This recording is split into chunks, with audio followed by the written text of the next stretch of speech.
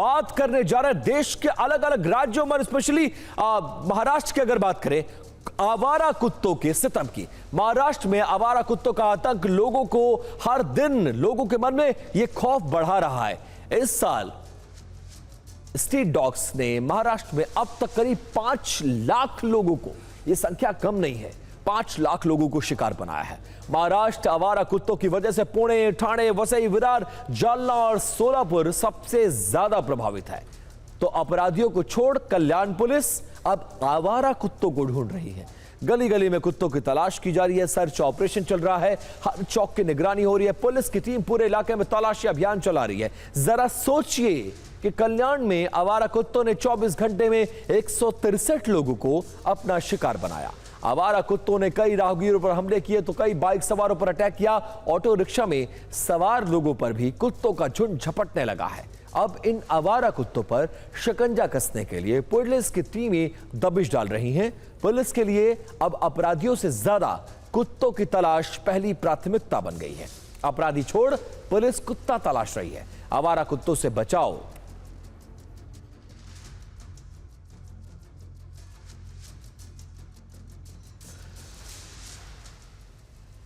अब महाराष्ट्र में आवारा कुत्तों के आतंक की तस्वीरें झकझोर देने वाली हैं। कल्याण में बहुत मशक्कत के बाद पुलिस ने एक हमलावर कुत्ते पर शिकंजा कस लिया है। इस कुत्ते ने 150 से ज्यादा लोगों को अपना शिकार बनाया है।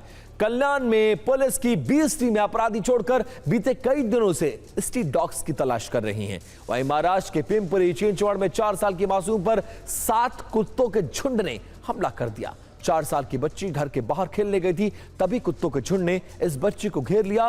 वहीं पुणे के चिंचवड़ नगर में स्कूल के मासूम बच्चों पर आवारा कुत्तों ने जानलेवा अटैक किया। जालना में 10 साल के मासूम पर पागल कुत्ते का हमला करने वाला भी विचलित करने वाली तस्वीर है। वहीं सोलापुर महानगर पालिका में अस्पताल में कुत्ते के रेबीज के नहीं मिलने की वजह से 9 साल के एक बच्चे की मौत की खबर है।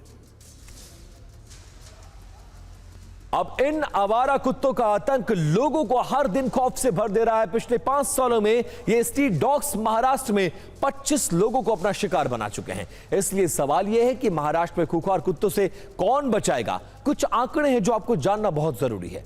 कुत्तों के काटने के केस कितने हैं? साल 2026 की बात करने जा रहे हैं तो 4,99,000 मामले सामने आए हैं। साल 2025 में 15,19,000 केस। साल 2024 में 11,41,000 मामले। अब समझिए कि इसको लेकर महाराष्ट्र में क्या कदम उठाए गए हैं। पहला यह कि आवारा कुत्तों की नसबंदी की जा रही है, एंटी रैबीज वैक्सीनेशन कराए जा रहे हैं, कुत्तों को शेल्टर में उनकी शिफ्टिंग की जा रही है, आक्रामक कुत्तों के लिए शेल्टर हैं, डॉग संबंधी शिकायतों के हेल्पलाइन भी बनाई गई है। अब आपको आवारा कुत्तों पर सुप्रीम कोर्ट का एक आदेश भी बताते हैं। सुप्रीम कोर्ट का आदेश क्या है वो जान लीजिए। पशु कल्याण बोर्ड के नियम लागू करें।